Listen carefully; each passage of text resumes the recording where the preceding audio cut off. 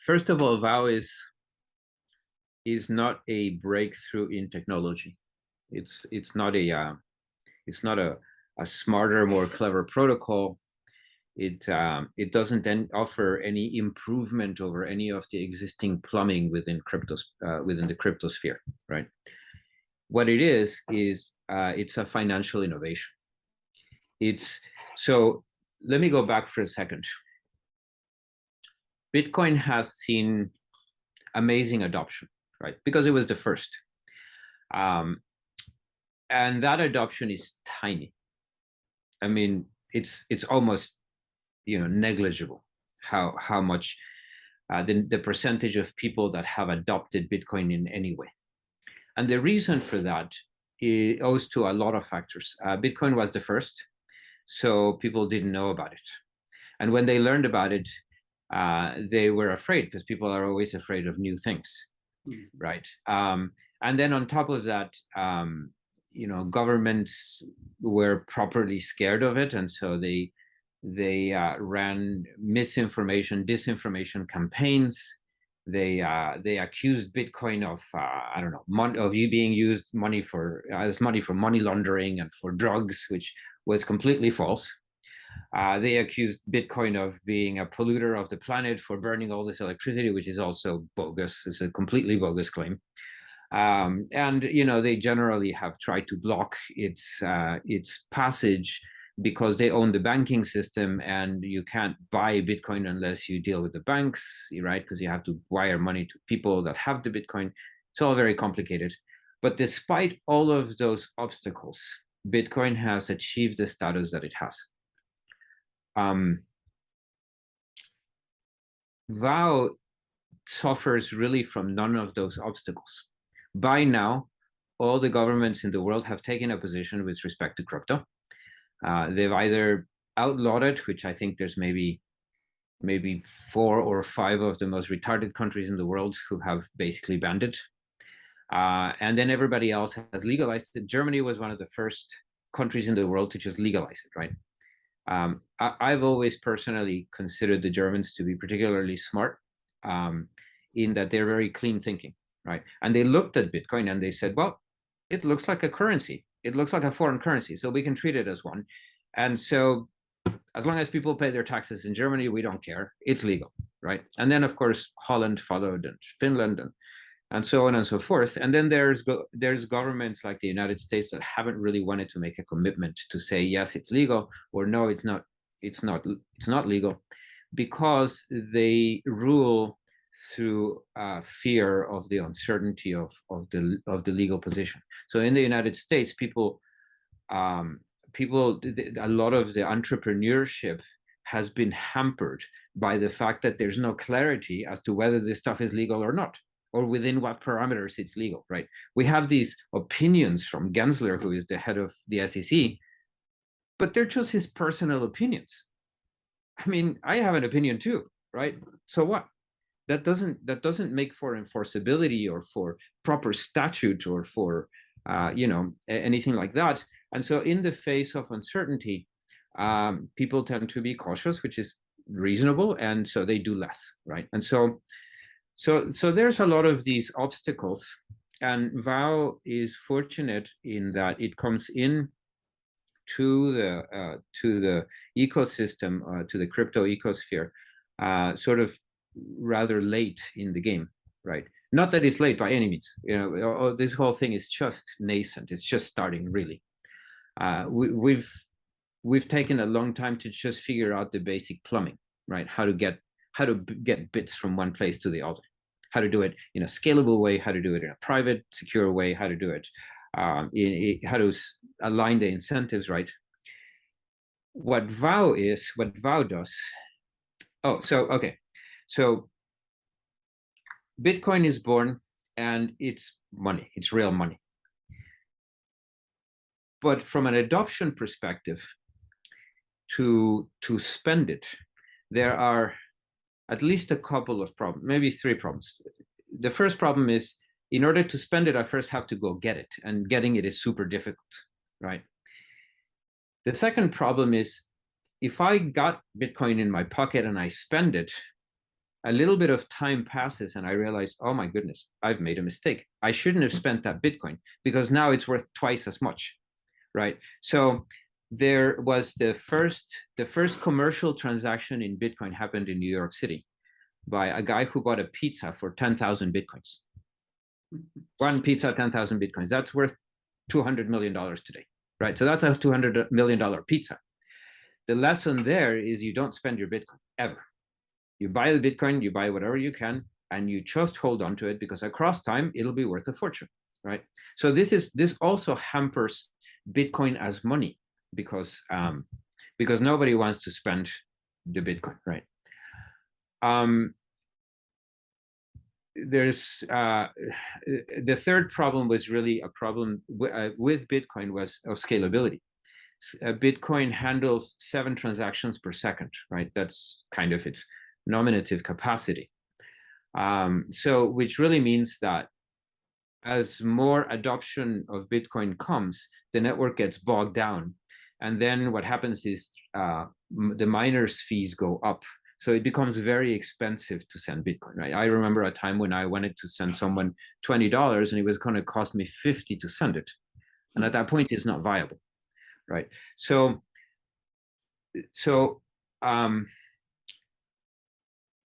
the bigger issue is when someone thinks about spending money, you know, I want to pay for this cup of coffee. Well, I can pay for it in cash. I can pay for it with my credit card. If it's a larger sum, I can do a bank wire, right? So what does Bitcoin add to in terms of value to the transaction? The answer is none, nothing. It's just not valuable for using it as real money, right? And this is where VOW comes in. And that, by the way, applies to all the other tokens in the entire crypto space, right?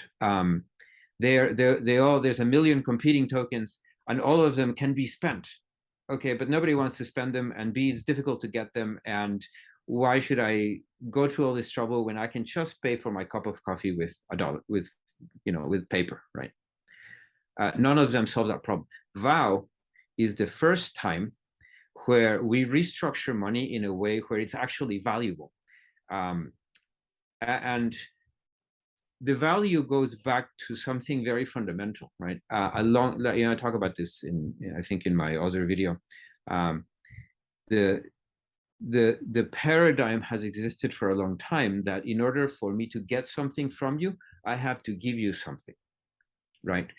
And VOW has changed that structure, because now what happens is in any transaction, the two participants care about one thing, which is price. You as the seller always want a higher price. Me as the buyer, I always want a lower price. And VOW steps in as a liquidity implement in the middle, as a device of liquidity. And it says the price no longer matters. You know, I can walk into a Nike store someday and say, you know, I want a pair of shoes, you know, but I don't want to pay you anything. And Nike says, yeah, no problem. Here's your shoes, right? They will discount 100%. And that's a concept that just boggles the mind, right? People can't wrap their heads around how this can be. It seems like magic, right? And magic is always scary, right? Because magic is not predictable, right? It's a black box. It's just unbelievable for normal people used to give their money for something. It's just that can't happen. That's impossible. Exactly. It is impossible. We have 12,000 years of historical evidence that the only way that the transaction can happen is this way. And now someone is proposing, it seems like a scam, right? It's like, what are you talking about? How can you do this? There's a trick in here somewhere, and someone's going to scam me out of my money. But actually there isn't. And I can, you know, I will explain every part of it. Well, so when we say ecosystem, you know, ecosystems evolve across time. They come to have different participants and different roles. The VOW ecosystem ultimately includes everyone. It includes the insurance companies and the newspapers and the supermarkets and the gas stations, and it includes the the manufacturers and the warehousers and the distributors and the, you know, basically it's VOW is really an economic model. And it's an economic model that is predatory to the existing model, so that it will eventually subsume the entire planet. It's simply a better way of doing business, right? And when you have a better way of doing business, what happens is you have a competitive advantage, and those who are not part of the ecosystem will suffer, right? They will ultimately die unless they adopt the new way of doing things. And this new way of doing things is these new mechanisms are something that brings value not only to the merchants, the commercial side of it, but it brings incredible value to the public, right? As I've mentioned elsewhere, VOW is a deflationary factor, right? Which means that it makes things cheap for people to buy, and therefore increases demand for goods and increases productivity. And even though productivity in this environment of the World Economic Forum's thinking is a dirty word, right? They are seeking to destroy productivity, right? Because in essence, they're seeking to reduce the world population for reasons that only they can understand, that supposedly have to do with the health of the planet. The reality is that that's just not the case, right? Yes, we are making a mess in the planet. For sure, there's islands, there's something the size of Queensland worth of garbage floating in the oceans. It's unforgivable. It needs to be cleaned up, and we must not do it again, right? We just haven't been very good at managing stuff, but we can get better. The answer isn't to reduce population and to destroy productivity. It's actually to go the opposite direction, to increase productivity and to increase efficiency, and to do it with the care that we now have about the planet. So VOW is a stimulant to that creativity, to wealth, and to the well-being not only of human beings but the rest of the planet. We tend to talk about the commercial value of VOW, but in fact, the social impact of value, which is we rarely discuss, is huge. And I talked about this with Crypto Rich. You know, I talked about this mythical woman in Ohio who has to make a decision today. You know, she's living on fixed income. Her husband died, and prices are rising, and she has to make a decision between food and medicine, right? And that poor woman goes every night to sleep wondering how she's going to survive, right? The amount of stress that, you know, that her mind races about the things that she can do and the things that she must live with, and the obscurity, the sort of darkness of her potential in the future, right? We solve that. She goes to the pharmacy, pays for her medicines, and gets 100% discount on what she just bought, and all of a sudden she's got money for food, right? That night she sleeps better. And you know, if we think from a social perspective, and I don't know Germany, but I mean, I don't know the statistics in Europe as well, but I know that in the United States, depression is an enormous problem. People are depressed, right? And why are they depressed? Well, because well, to begin with, because they just don't have enough money to live in a decent place, right? They're living under bridges in LA, right? I mean, I live in this city of 12, 18 million people, and I'm fortunate to have a roof over my head, but there are many who are not. They're literally living in tents off the edges of the freeways and stuff. And when you have that kind of situation, you then have drug addiction, right? Because you have to relieve the stress somehow, right? Things are just going down. There's no future for you. Everything, you don't even have anything to eat. You're hungry. you're in pain, you were, you know, it was cold in the middle of the night and you were freezing half to death, and the only thing that you can do is find someone who will give you drugs, because at least they make you feel something. So, you know, at least they push you away from that misery, right? And that happens not just at, it happens not just at the bottom levels that I'm describing, it happens all throughout society, all the way up to even the very rich, right? I mean, so money isn't in itself the problem, is its agency over money. So think about the rich kids, right? Their parents are multimillionaires or billionaires, and the kids are depressed. Why are they depressed? I mean, they presumably have all the money that they could want and stuff, but the problem is they have no agency over the money. It's not their own money. They can't just spend it as they like. They can't do as they like. They live in these boxes where everyone controls you over stuff, right? And so that kind of worldwide stress, right? Not only the stress that we have created ourselves, but all the nations that we've gone and bombed and destroyed their homes, and all the refugees and all this kind of stuff. This creates an ethos of darkness in the world. Yeah. And Vow is in a position to make a very substantive difference to that woman in Ohio, right? Over time, the people under the bridge come out from under the bridge, right? Because as opportunities multiply, as we increase productivity, as we increase demand, those people are given an opportunity to come and participate in the system again. And the rewards mechanism gives agency, gives control over the money to someone. Just having the money in itself already relieves stress, right? Because you can then make the decision, you know, I don't want to spend it. Yeah, would I like to have a Coke? It's 50 cents or $1, whatever it is. Yeah, I would like to, but I'd rather hold on to the dollar because it makes me sleep better at night, right? And if I sleep better at night, I'm less angry with my children. I'm going to be more neighborly. I'm going to get along better with my coworkers, and the whole world just gets better.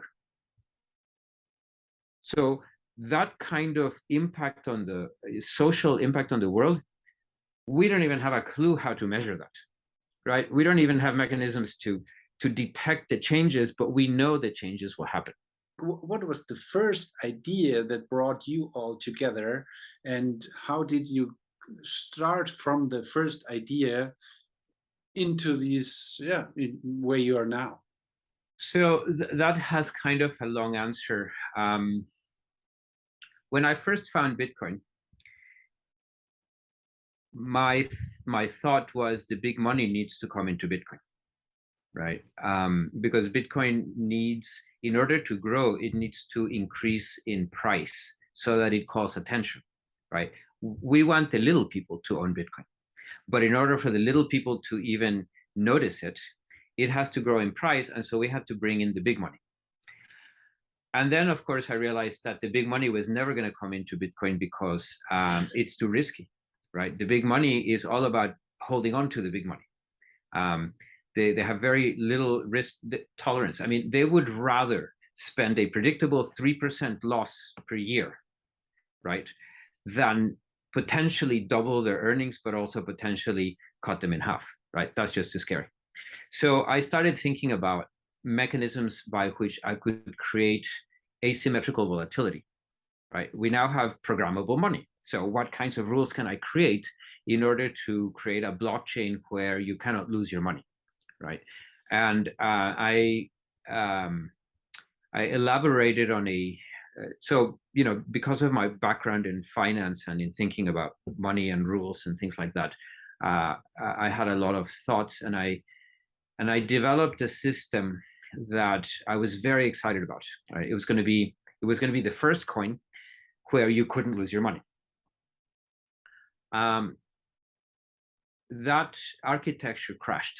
One night, in the middle of the night, I was thinking about some use cases, and I started to understand that in certain instances, the whole thing kind of reversed itself, and then it would basically collapse, right? And I was crushed. I was like, oh my gosh, I've been thinking about this for probably 2 years, right? And I thought, well, the problem is that I'm thinking about this in terms of existing instruments. My original approach was essentially to create an options-based mechanism where every time that you bought the coin, there would be a put written against that coin, right? That would hedge or would protect the downward risk on that investment. So at that point, I realized, I'm trying to use existing instruments to build this thing. What if I just do blue sky thinking, right? Any rule, whatever, no matter how dictatorial, just solve the problem. So I came up with a second approach, and I was really excited about this, and I thought about it for a few months. And then again, at some point in the middle of the night, I was thinking. A lot of times at night, I don't sleep. I'm just thinking about things. And I realized, oh my God, what I've done is have created the very definition of a Ponzi scheme. So that crashed and burned too. And then I think I went through another iteration, and I was on my fourth iteration of something that actually worked when I came across VOW. An associate of mine, Michael, who is now my partner, he knew that I was very deeply involved in crypto, and he wanted for me to evaluate opportunities for him, right? And so he had me look at VOW, and as I'm reading the white paper, I realized, oh my God, these people have been doing exactly the same kind of thinking that I've been doing, and they have a system, but their system is better than mine. I had some problems that I had not been able to solve, and actually VOW did some things backwards from the way that I was doing. And I think also they were less aggressive than I was. I was trying to do too much in the same solution. Because of VOW's commercial experience, because of being in the rewards industry, they were more incremental. They just wanted to do this thing better, right? And that kind of led to the solution that I had, minus some of the complications that I had that were problematic, right? So I actually spent, I'm gonna guess, 6 months understanding the VOW mechanisms, talking to Bish, having read the white paper, reading through a ton of the documentation, having the discussions with the lawyers, all this kind of stuff. Because part of what I do as an economic modeler is I do surface attack analysis, right? So every system has a surface, so to speak, and a surface of attack, and you have to do some analysis to figure out how can you make it break, right? And I've spent quite a lot of time really trying to find the vulnerabilities in VOW, to figure out where it goes wrong, where I can break it, right? And I've come to understand it's a very solid system, right? It is a system that is so coherent that it is actually the candidate to replace our existing economic model. So in the process, of course, I've come to know Paul, who is really a great mind. He's a very bright thinker, and Bish, who is amazingly creative and very very unconstrained in his thinking. Right, he has really big thoughts, and I appreciate that about him. And of course, Michael, my partner, Michael's wonderful in that he is very focused. He's a guy to get things done, right? And so we have, and there's a bunch of other team members, but these are the people that I've mostly interacted with. What I really loved about you when I first seen you talking is that you really had tears in your eyes, because it really touched you what happened when we met in Frankfurt. And that is something that is really different to other people talking about business, talking about things might be interesting for themselves or others. that it's just something, you know. For you, it's not just something. There's a lot of heart in it. So Yeah, I mean, it's interesting that you talk about that, because I tend to think of myself as a very dispassionate person. But I mean, I remember when I was 16, I think, and I was reading about the treatment of the Congolese by the gosh, what was his name? Now I've forgotten. Bernhard, Bernhard II, right? No, I'm sorry, King Leopold of Belgium. The horrendous ways in which those people were treated, and I mean, I'm even choked up with emotion even today after all these years. I haven't thought about that in a long time, but that really affected me. That human beings could do these kinds of things to others, and it was kind of the beginning of my journey in thinking about governance, methods and mechanisms of governance. And of course, today with DAOs and blockchains, we have these wonderful rudiments for building governance systems, right? So when I think about promulgating the use of vow, promoting this ecosystem, I'm really thinking about the Congolese. I'm thinking about what Stalin did to 15 million Russians. I'm thinking about war. I'm thinking about all of the things that are done for systems reasons, right? I mean, nobody sets out to kill 15 million people, right? Just because they want to that day, right? That just doesn't happen that way. It's a systemic problem. They're trying to solve a problem, and the answer, it's a terrible answer, but it is an answer to some kind of problem. And so we need to be thinking about the problem solving space, right? The problem and the solution spaces for things. And I think that certainly fixing money is the first step. Bitcoin fixes money. Vow fixes the adoption of real money problem, right? No one's ever going to adopt Bitcoin. It's just not going to happen, right? Not on a global basis. I thought so for a long time. I was a Bitcoin maximalist. I believed in hyper Bitcoinization, the idea where Bitcoin reaches an escape velocity and the whole planet adopts it. It's not going to happen, right? Because Vow is going to get there first. Mm-hmm. Because Vow's got all of the right character. It was built for this. It was built for creating adoption.